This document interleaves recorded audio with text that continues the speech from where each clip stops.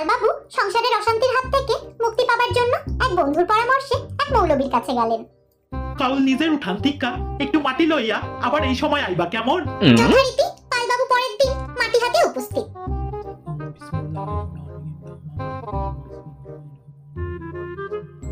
আমি ওখানে তোমার যেই কথা কমু শুনতে পারবা তো? হ্যাঁ পারবো, আপনি বলুন মৌলভী সাহেব। এই রোজকার অশান্তি আমার আর ভালো লাগে না। তাইলে শুনো, তোমার যে দুইটা পোলা আছে ওদের বাপ কিন্তু তুমি না, আর তোমার যে বউ এখন প্রেগনেন্ট ওটার জন্য দায়ী তুমি না, দায়ী তোমার এক প্রতিবেশী।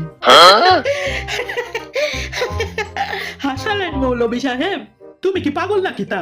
এসব শোনার পরও তোমার হাসি পাচ্ছে? এখন আমি বলছি, শুনতে পারবেন তো? অবশ্যই অবশ্যই শুনতে পারবো, কও কি তা? আমি এখানে আসবার আগে একটা কাজে আটকে গেছিলাম, তাই নিজের বাড়ি থেকে মাটি আনতে ভুলে গেছি।